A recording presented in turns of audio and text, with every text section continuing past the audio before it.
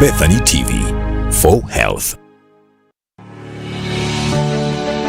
A household is food secure if it can reliably gain access to food in sufficient quantity and quality for all household members to enjoy a healthy and active life. It can only achieve nutrition security when it has secure access to food, coupled with a sanitary environment, adequate health services, and knowledgeable care to ensure a healthy life for all household members. On the nutrition spot, with our nutritionists, Dennis Mugumya, Assistant Lecturer, Makerere University, and Claire Atukunda from Food Governance and Rights Alliance, we discuss food security in detail.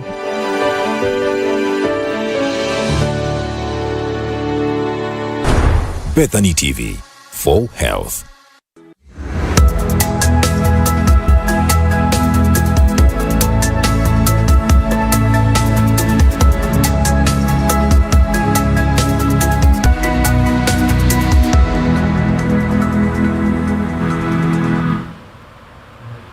Now, food security in Uganda has been faced a number of challenges, including the growing numbers of the people and also climate change, talk of the socio-economic factors, and so many other factors. However, so many interventions have been put in place to make sure that food insecurity is dealt with. And tonight on the Nutrition Spot, we really want to understand in detail what food security is all about. You're so much welcome onto the Nutrition Spot.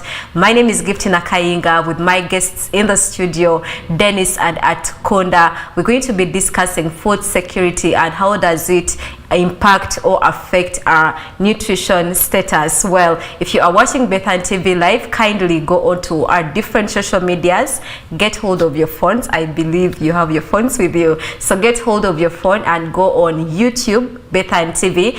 Kindly subscribe and like. Go on to Facebook, do the same, Bethany TV Uganda, like and also follow. You can also follow us on Instagram and follow us on Twitter, Bethany TV, everywhere. You can also go on your status on WhatsApp and put Bethany TV for health. We shall be so much grateful. If you want to be a part of that discussion tonight, just go on to different social media platforms, maybe on Twitter, on YouTube, and put your thoughts or your submissions. We believe today it's been amazing, whereby everyone was waiting for the budget to be read, and yes, it was read. So in your different sector, it could be in health, it could be in agriculture, it could be in transportation. Maybe now you're thinking, was the money allocated for this particular thing enough? So now for me tonight, I'm concerned about health and agriculture because we're discussing food security and its impact on our nutrition. So let me welcome my guests onto the show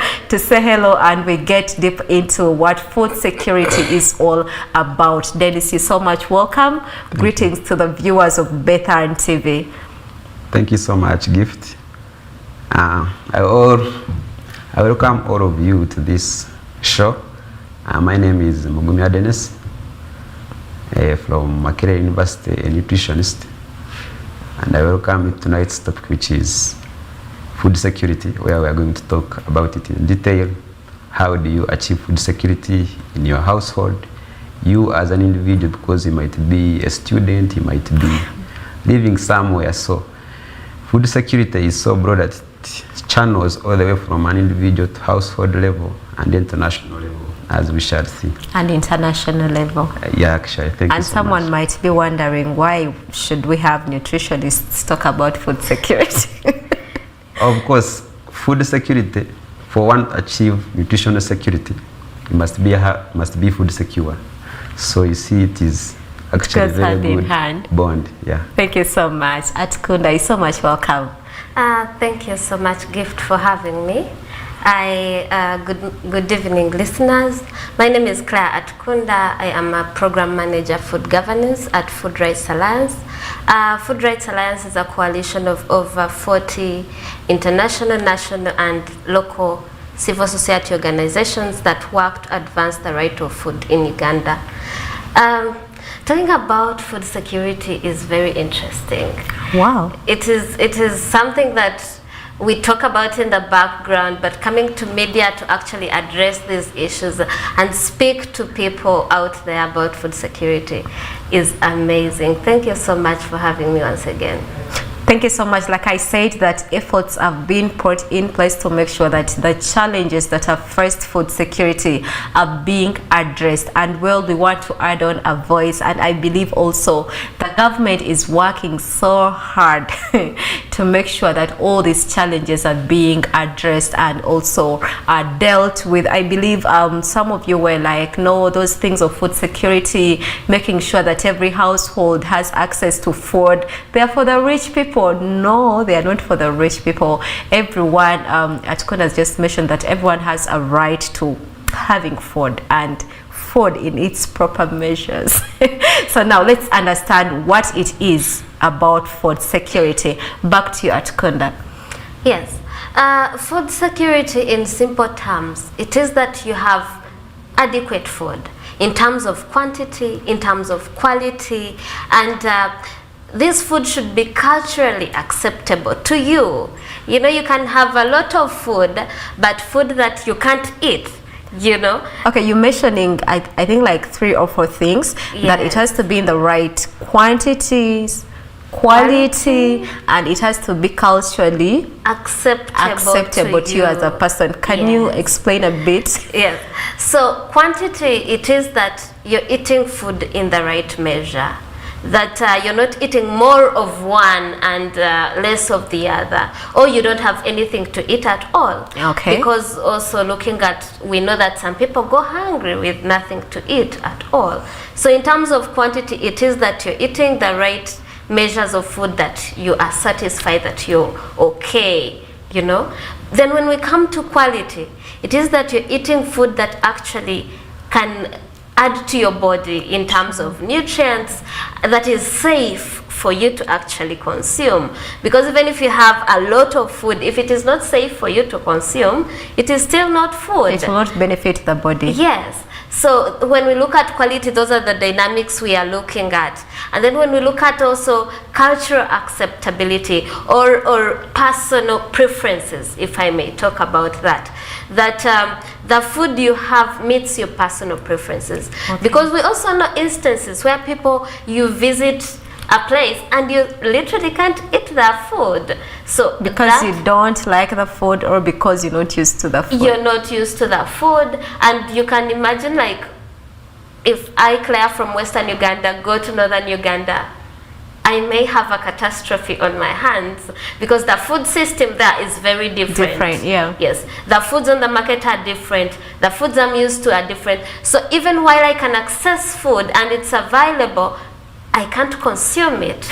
But then if you're talking about preferences, then I think here I'm looking at individuals that are in schools, yeah, yes, whereby you're saying that someone has to prefer, someone has to like this particular food. And so many students out there that will tell you, hey, so now we don't like the posh and the beans, but yet it's the only food that we have to consume. Then what do you have to say about that?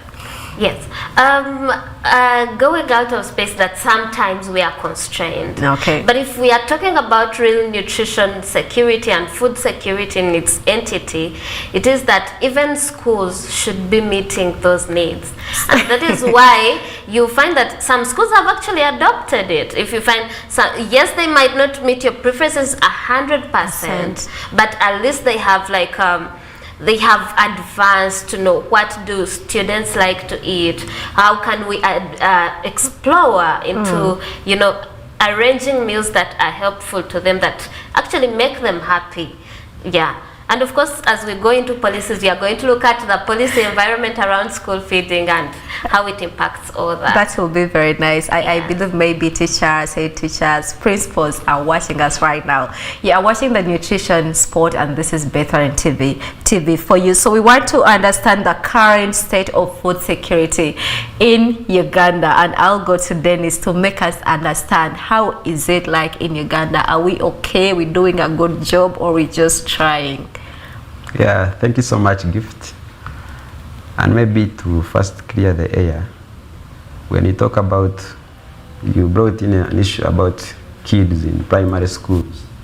Even in And second. even in second, actually, even wherever you are, and you find they are preparing for you lunch. Yes. Meaning they are controlling your feeding. True. So there, it brings in the point of the food is accessed. But is it accessed physically or economically? Because you might go to the market. For example, school is budgeting. This time we have to feed our students, but how much do we have? So that is the economic stability of the school. So food security is so broad in a way that you do not look at the available food, but Sure. it is available, but can you afford? So the affordability brings in the other point of economic stability. True. Then I'll talk about the situation of food security in Uganda.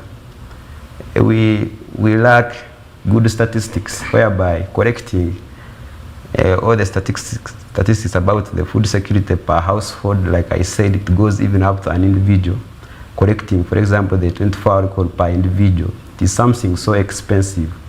But what we saw, okay, like what the clear examples which you can talk about are regional.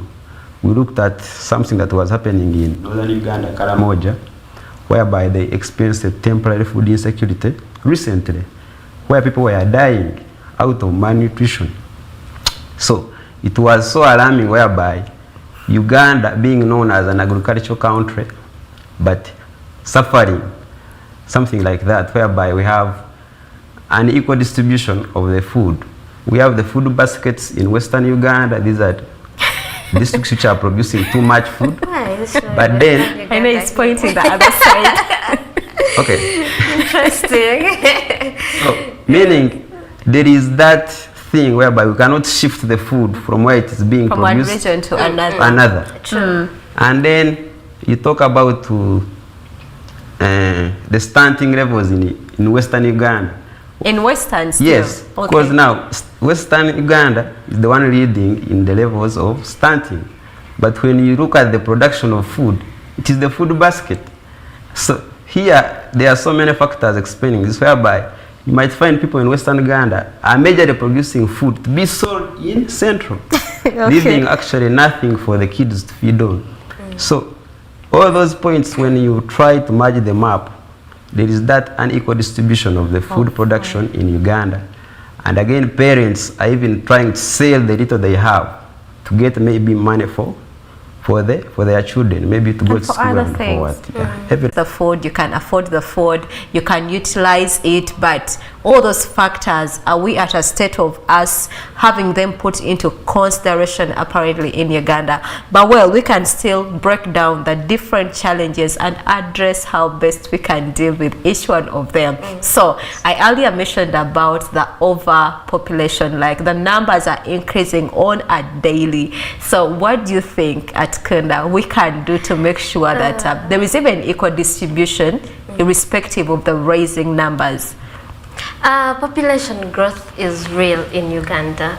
We see when the food and nutrition policy was was being developed in 2003, we had about 20 million people in Uganda, and 20 years later, we have about 46 million people in Uganda. So population growth is real, and it is moving at a very, very fast rate, and more than actually we produce our food. Because when you look at like the agro-industrialization reports, you find that population growth is like at 3%, production is like at 2.3, which means at this time we are not producing at the same rate the population is growing, and that has impact. That is why you find that we have reports in Uganda where over 10 million Ugandans go hungry and sleep hungry because they don't have food. Or you find that 40% of Ugandans spend their income on food. You know, if you have your budget, monthly budget, and 40% of it is going to food, there is a problem. True, yes. true. So these are the issues we are talking about when we look at food insecurity. And he highlighted it that when, of course, ideally there are other factors apart from population growth. But when we look at a place like Western Uganda, also population growth plays into why people are like that. Of course, and the policy environment that motivates people to actually grow for the market. But yes, population growth, it can't be dealt with unless we do something about it. It needs collective effort. Yes. So maybe like today we had a discussion with the National Planning Authority, and we were looking at demographic dividends. This is how can we best utilize the working group, the working age, you know, the youth, to make them less dependent on the population, but so that they are able to actually produce and contribute to economic development. And the question was, how do we increase, because the population in Uganda is projected to be over 50 million by 2050.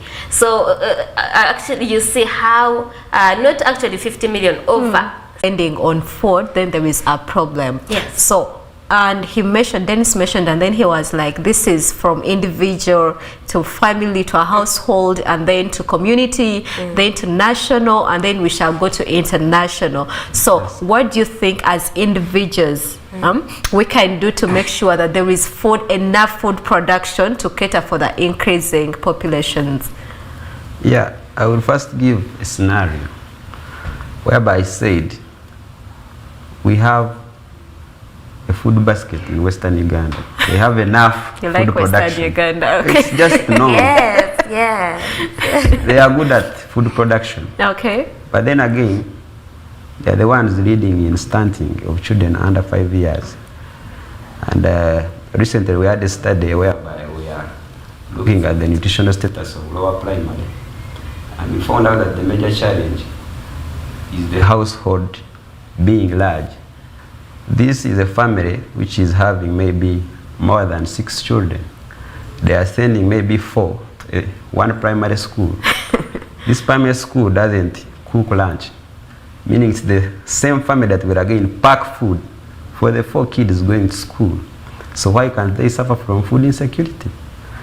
So looking at how we can maybe provide a solution to that, I will maybe talk about, like, before there is this thing of family planning.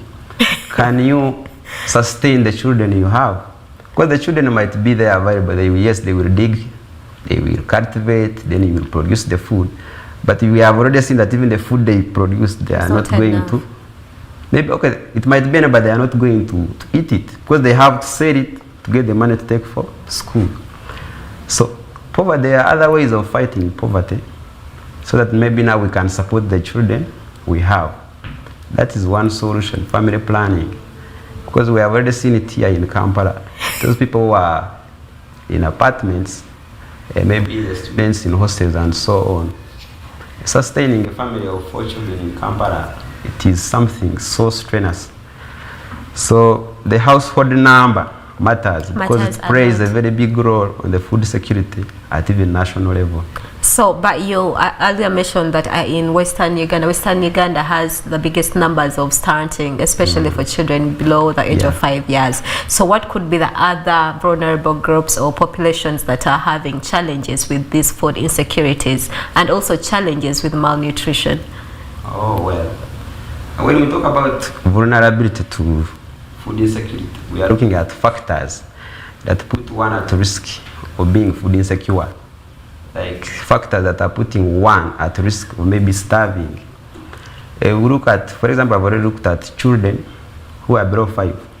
These are kids probably who do not have money, who do not have jobs, who are dependent on their parents. That is one category. Then we look at the elderly. When these children grow, when these people have given birth, then their children grow, they all run to town areas, leaving these people in the village. Look for money. Yes, they are looking for money. But why can't they send the money to these people? So it is another category whereby the elderly are really suffering from food insecurity. They are living alone. They can no longer dig. They no longer have that energy to do these activities that require energy. Then we look at these households which are headed by women, the single mothers, because nowadays they are rampant, they are increasing. Women, they have that emotional feeling about the food security of their home. And I don't think there is any mother who can eat before the child eats.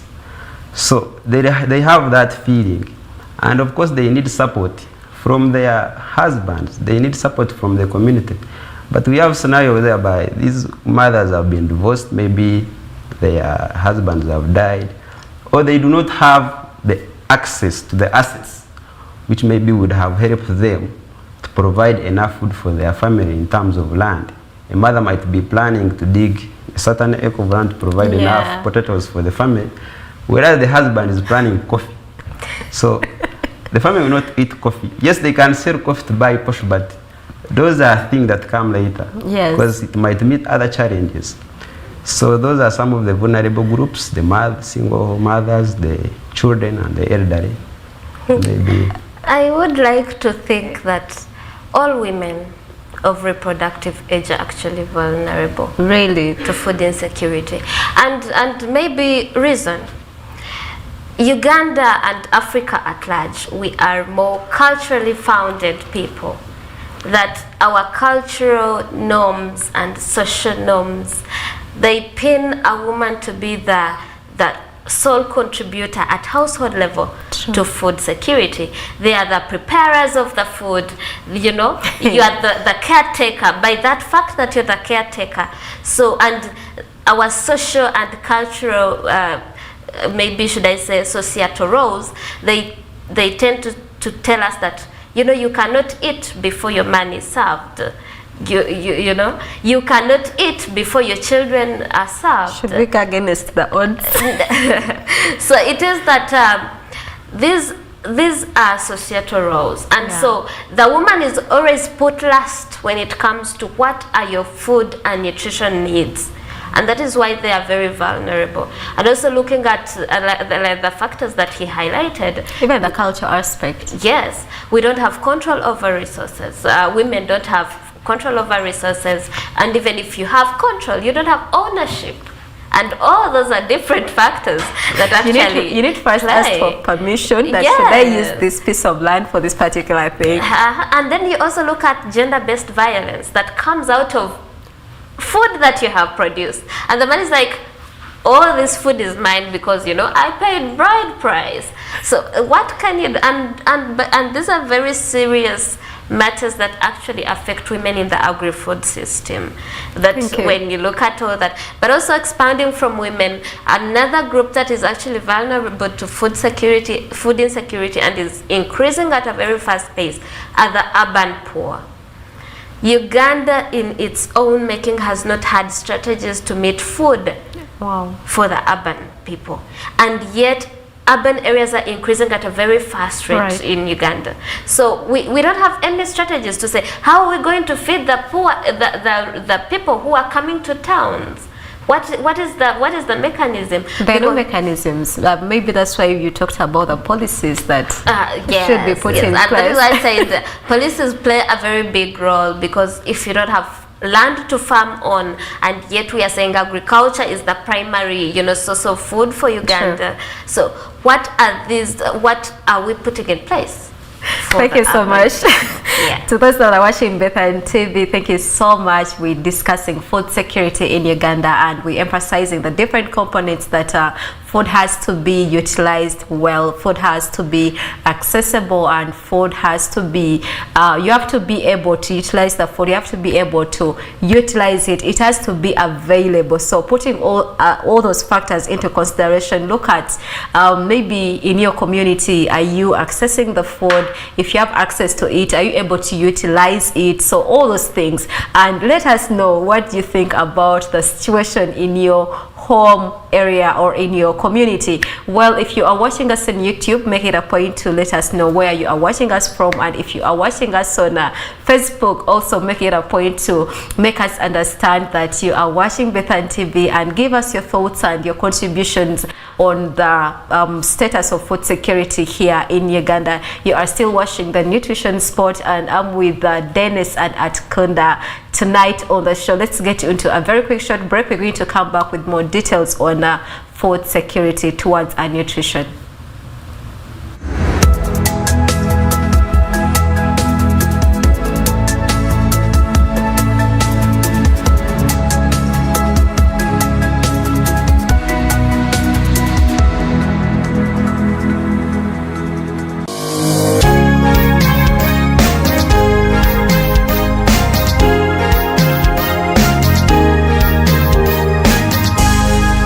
Bethany TV for health. Are you ready for this good news? You can now watch Bethany TV on Yo TV, AfroMobile, and Airtel TV apps. Yes! Catch the finest programming prescription for everybody, wherever you are, whenever you are. Bethany TV for health. Every day at lunchtime, we bring you back-to-back inspirational music videos. You request your favorite gospel music video, and we play it on the playlist. To request, go to our socials, Facebook, Bethany TV UG, and Twitter at Bethany TV. Like and follow, then type the name of the song in the comment section of the playlist post of the day by midday, and just relax.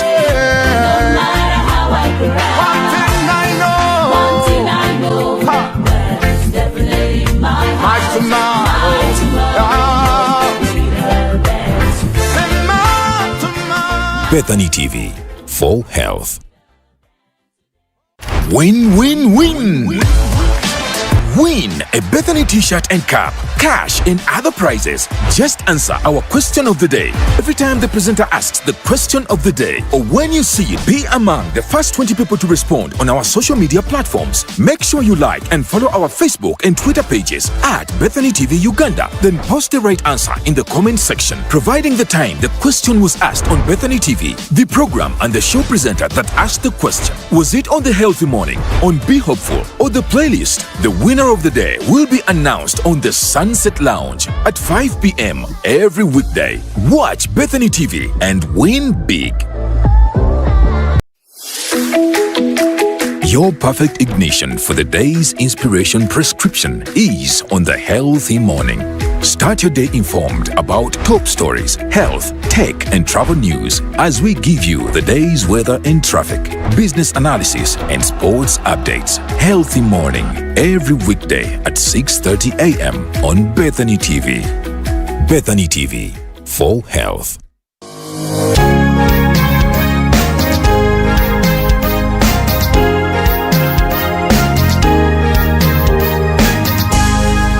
Bethany TV for health.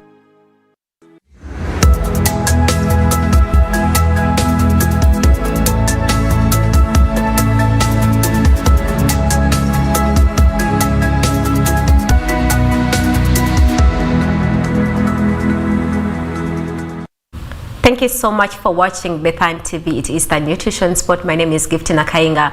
We're talking about food security and its impact on our nutrition. Why is it important for you to be able to get food in the right quantity, in the right quality, and then also putting into consideration the different aspects of our culture and everything around us. So with our nutritionists with us in the studios of Bethany TV, we want to better understand how best can we challenge these different factors that have caused food insecurity in our country, Uganda. I'm going to go back to Dennis to make us really understand what are the different measures that can be put in place, or the interventions that we can put in place to make sure that food security is paramount in Uganda. Yeah, thank you so much, Gift. And I want to maybe bring this point, of the different dimensions for achieving food security. For example, if I'm to begin with food availability, if it is in the village, it will be viewed in the terms of harvest. How much does a household harvest?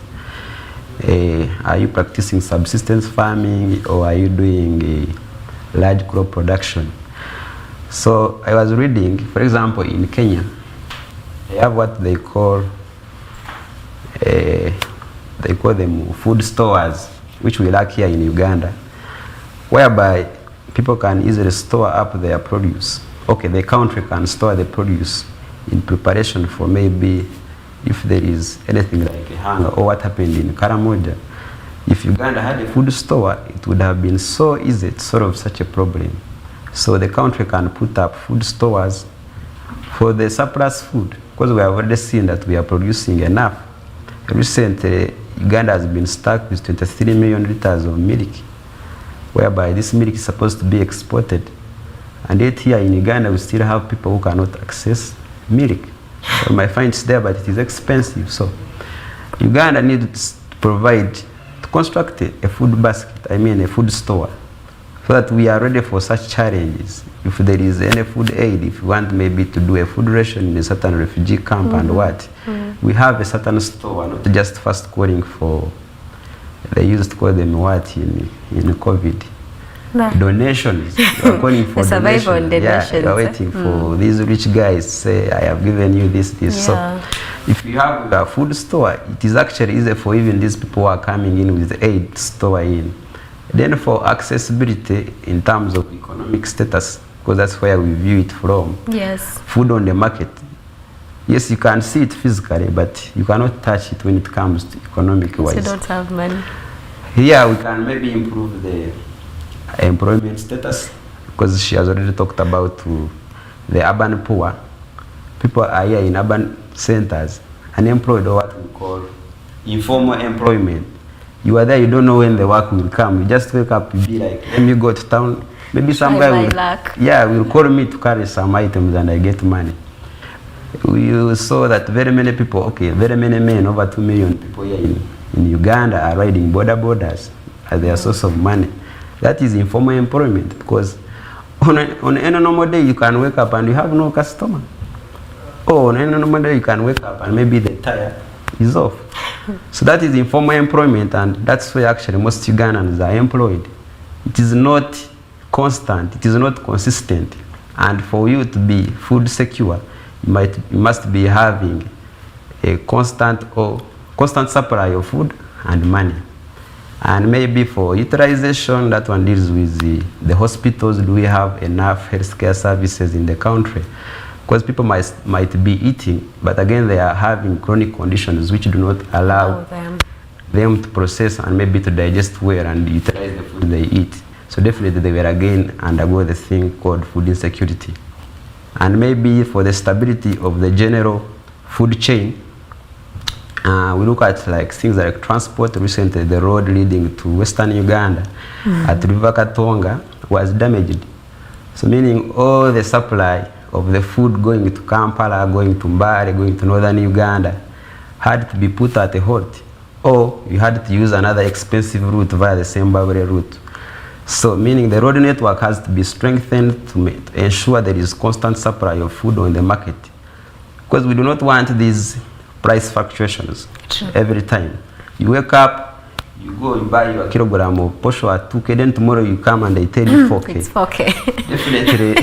It's a turn off. It will be a total turn off.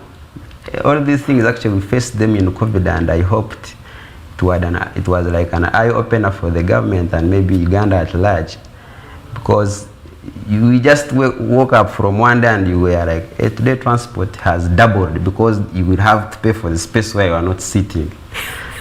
Likewise, you go to food stores and they be like, you have to pay extra money because what we had stocked earlier expired. Yeah. So those price fluctuations were showing us that actually Uganda, you are not food secure when it comes to accessibility economically.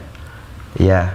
Thank you so much. Well, maybe we should ask Atukunda, like you mentioned earlier, that food has to be nutritious, and considering the quantity, the quality, but then I was saying, should we break go back against the odds of we eat to survive? Like someone will tell you, for us or for me, as long as I have something to put in my mouth, as long as I can come back home with anything for my family. So it doesn't matter the quality, it doesn't matter the quantity, and it doesn't matter whether it's nutritious or like, we don't look at those different components or aspects. So what do you have to say to someone that is watching us right now and they do not understand the importance of whether it's nutritious, whether it's in the right quantity or even the quality? Okay, you see, gift for starters. If you don't have food, your first issue is not what nutrients are in the food, but whether you can fill your stomach. And for a normal person, a person who goes home, that has to be seen in that way. That for starters, and that is why food security is very, very important, because unless people are food secure, you're assured of what you're eating tomorrow, then your only need is to fill your stomach today, and you will not mind about anything that you're consuming, because for you, you're thinking, before I go through all that, can I at least have something in my stomach? And that is understandable. So the issue is, how does our country ensure that the common person moves from me just saying I'm eating to survive to actually eat to live and to grow? And that is why social development is very important, that we are not just surviving, but we are developing. Our welfares are actually developing. And that is what I always tell people, that nutrition and malnutrition, these are outcomes. They are outcomes of something. It is either you did something well and you're well nourished, or you did something well badly and you're malnourished. So how we could ask ourselves, how is the government, what is it preparing, what is it putting in place that people can actually move from I'm eating to survive to now moving to I'm eating food that is needed for me to grow and be healthy? So maybe let's go back to the point of eating to survive. Yes. Because he mentioned about the malnutrition, and then I believe there are other conditions that can come up with that. So for someone that is watching us and they are eating to survive, and also like we're talking about the socio-economic factors or constraints, and I believe your eating to survive is also affecting it's affecting the government. How best can we, before we even talk about the government coming in, how can I deal with that thing of I'm eating to survive? Like I do not mind what I'm eating. Okay. One, food is an investment. It is not something that, it is not just food you just put in the mouth. No, it's an investment. It is something you put so that you invest in it so that it gives you results. That is why they say nutrition is health. That if you eat well, you don't have to go to the hospital, your health costs are very low, you are very productive. So it's an investment, and as people, as a common person, you must invest in the type of food that you eat. And that is the mindset change that we need, that we're not just eating, but you're eating because you're saying, how am I investing in my health? How am I investing in my body? Is what if I'm buying a tomato and it has pesticides all over, am I asking myself, is this what is going to happen to me in 10 years?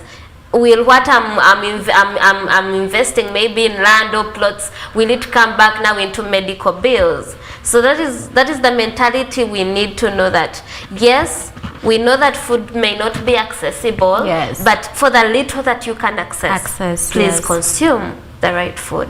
That's if that component or that factor of accessibility is being met. And we would want still to understand the long-term implications of food insecurity on our public health and our overall well-being, because I believe there are those challenges that are long-term. So we would want to understand some of them and maybe be in position to endeavor to be very conscious and do not just eat to survive. Yes. So Dennis, what are some of those challenges that with time can impact maybe positively or even negatively our public health and our overall well-being? Thank you so much, Gift. At the start, you said we are nutritionists talking about food insecurity. And I told you this is like a bond. These things happen, like they go with one another. For you to attain good nutritional status, you must be food secure. And I will give, it's like a vicious cycle. Let's say you are a pregnant mother and you are food insecure. You are starving, you are not eating the right amounts of food, you are not getting the right nutrients. The end result is like you are likely to give a low birth child, a child with low birth weight. This child will also find the same situation, is not getting enough food is not getting enough nutrients from the mother, the child ends up being stunted. And we looked at how nutrition is important in terms of academic performance in school. This child will end up performing poorly. This child will not go to higher education. This child will not gain any skill, not gain any certificate, and will end up being unemployed. You see the cycle. The mother was not properly fed because of food insecurity. The child of the mother, now the child has been performing poorly academically, is not going to higher institution. So the cycle continues whereby this child is unemployed and will again be food insecure. And there are high chances that this child is likely to also get married or marry someone. And their household, their household again is food insecure. So you see, from an individual now to the child. So we need to break that cycle. Yeah. And it is said, you know, we have had shifts in stunting over the years. And in 1990s, can you break down the stunting? Because I feel like someone okay, like Becky, people Teddy, are too short for their age. They're what? They're too short for their age. As in short? Yes. Like for their age. At a certain age, you are supposed to have a certain weight, averagely. Weight. Yes. Okay, let's not confuse it with the... Yes. So ideally, when stunting, if I may say, is like a form where you don't eat the right nutrients and so you don't grow in height. And because stunting is just an outward look, but it also looks at brain. How does your brain also develop? Functions. And that is, yes, and that is why he's talking about like school performance. And for me, I wanted to input in his statistics. In 1990 to 1999, we had about, you know, stunting was about 39%. So the question we were asking ourselves is that 20 years later, we are the children of the 1990s. Yes. How are we faring in this? How is our productivity at work? Does that reflect, do you see and you say, I think this is actually the outcome of you know, what we were eating during those times. Yes. Yes. So academically, meaning you Someone is affected. Yeah, you are affected. Yes. And now this will again affect the health sector. That's why we have so many cases on the hospital.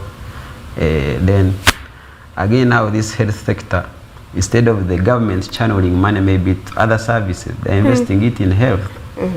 They're investing it in actually conditions which are already manifesting. Instead of fighting back, and you break the chain at some later stage so that you prevent the other bigger burden in future. Yeah. And everyone was concerned about how is the budget going to be like, how much money are they going to allocate to this particular sector, the health sector. But well, if you want to understand and get to dissect well, better understand how much was allocated where, in the morning on Bethan TV we have health morning, so you can tune in and understand if you didn't get time to really understand anything in the budget. So in the morning, tune in, you're going to really understand what exactly was being said and how much was allocated to where. So we're still talking about food security, and we want to see whether we have any policies or policies that are put in place to make sure that someone that is contributing to food insecurity is really dealt with, maybe at individual level, or maybe it could be at national or even international level. So, but if you are watching us on YouTube, thank you so much. Do not forget to subscribe. Same thing on Facebook. Don't forget to like and to follow, and on Instagram and Twitter, do the same. Kindly follow and like Bethan TV. So as we are winding up with the topic of discussion tonight, we want to see whether we have any policies that are favoring us, putting into consideration, like we started with the point of the overpopulation of our country, Uganda. And if you look at the population pyramid of Uganda, we have a population that is kind of expansive, though we still have the stationary and then the constrictive. But I'm going to go to Atukunda to tell us about this expansive population before we go to the policies, because I feel like they target that particular group. So you said that the youths, I didn't know that the youths are dependent. I thought we have Personally, I really thought that we have these people in the stationary kind of population pyramid, the elderly, that are the ones that are dependent. But if you're coming out loud and then you're saying that also the youths who are in the expansive kind of, they're also dependent, then it makes me really get scared. But yeah, make us understand. It is very simple. Imagine you're at home, you've finished campus, you finish your education and you don't have a job. Who gives you food? Who gives you shelter? You have us. So you are depending on somebody to actually meet your needs. True. And if we are talking about the high levels of unemployment among the youth, then the unemployed Ugandans are depending on somebody, and that is why we have a high dependency rate in Uganda, which is very constrictive. So now, what do we have any policies that have been put in place, like about food security particularly? Yes, true, we do. We have the 2003 food and nutrition policy, but I would like to highlight at this point that the policy, legal and institutional architecture of food and nutrition in Uganda is very weak. Very, very weak.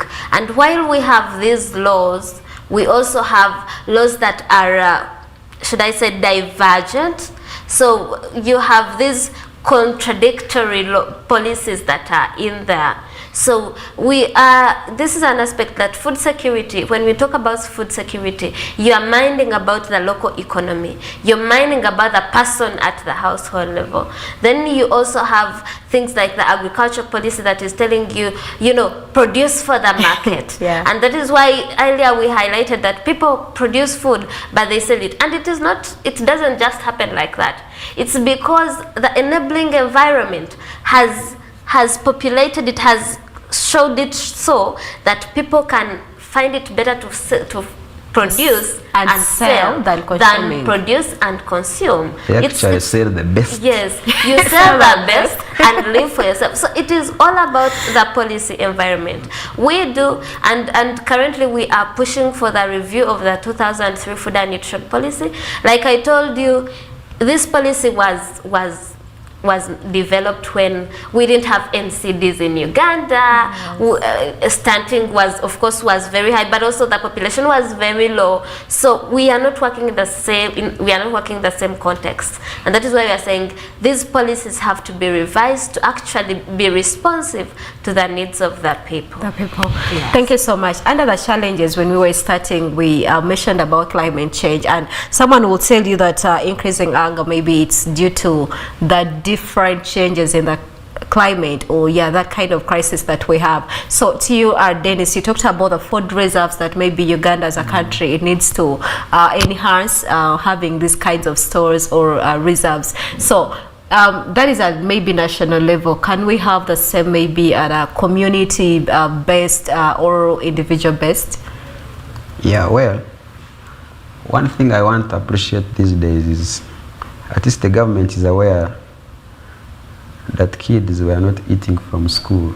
That's why it was emphasizing. It's what? The government is aware that the children are not eating from school. Most of the kids there in village schools. They do not eat? Yeah, from schools. But they eat from home? Yeah, meaning the schools cannot prepare lunch. That's why it was advocating for at least porridge.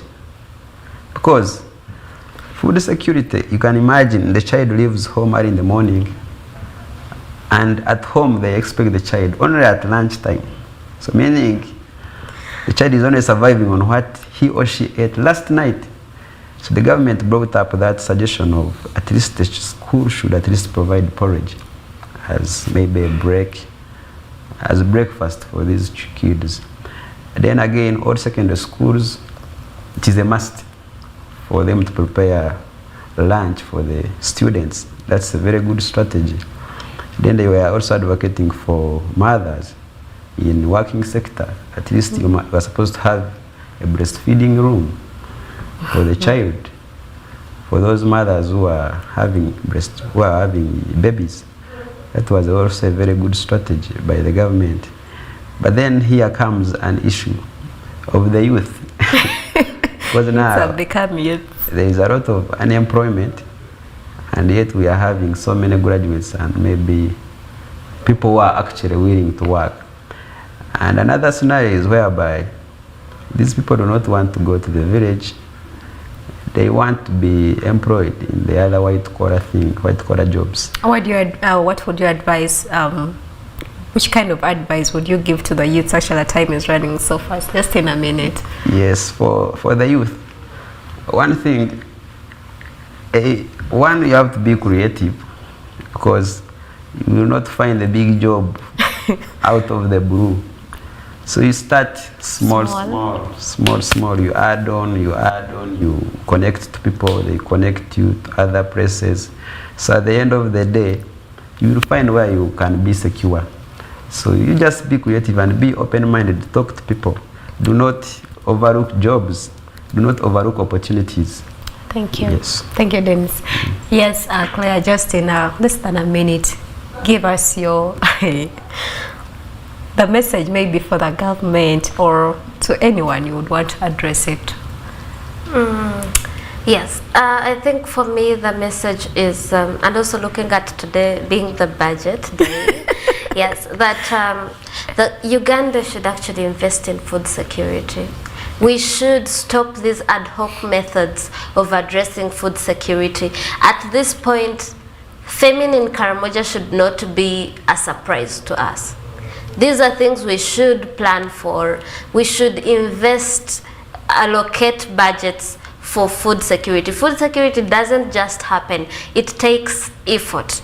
And therefore it is immoral to find that in a Uganda where we have a lot of resources, that people actually go to bed hungry. So what would you have to tell individuals? I think I'm so much onto the other issue of not just eating to survive. Yes. Yeah, what do you have to tell the individuals? For individuals, I reiterate. In relation to climate crisis. Maybe to the person out there, climate change is a discussion for you. It is not something that the elites only do. We have to localize and know that when the climate is changing and we are not receiving rain in March when it was supposed to come in March, it is affecting you, it is affecting your crops, it is something that you should be interested in, and even get local solutions to actually address these challenges. And of course, like I have already said, food is an investment. Nutrition is an investment. It doesn't just happen out of the blue. Yes. So you have to plan. You have to plan for what you're going to eat straight from the farm. If you are a farmer, straight from the time of planting, you must say, I'm planting this for home consumption. I'm planting this for my children. It is something you must invest in. Thank you so much, Atukunda. Thank you so much, Dennis. You've done as well. And to our online viewers, you're doing a very, very great job. Do not forget that at Bethan TV, we actually give out gifts. If you've seen our promotions, we give out gifts, we give out money, as in cash, yes, such that you can buy some food if you would want to buy food. But we also give out capes, we give out Bethan TV t-shirts, we give out so many things. So you can even ask for what you want, but just make sure that you watch Bethan TV. If there is any question that is being asked in any particular program, be the very number one person to answer that particular question on our different social medias. Like I said, that is on Instagram, Twitter, Facebook, and YouTube. So if you answer, we're going to make it a point that we reach out to you to give you a gift. It could be money. Now for me, I love money, so that's why I'm emphasizing money. I don't like t-shirts, so it could be money. So make it a point to watch Bethan TV all the time. If there is any question, be that number one person that is going to answer that particular question. So back to food security, we believe that as a country, we're putting in efforts to make sure that everyone has access to food, to make sure that food is available, and also to make sure that food is properly utilized. That's why we come out here on the Nutrition Spot to teach you about these particular things, that you are able to fully utilize food the way it's supposed to be utilized. So thank you so much. I want to thank so much the Nutrition Rehabilitation Center for making it a point that we always have these experts onto the Nutrition Spot. So till next Thursday, we are Bethan TV for health. Good night.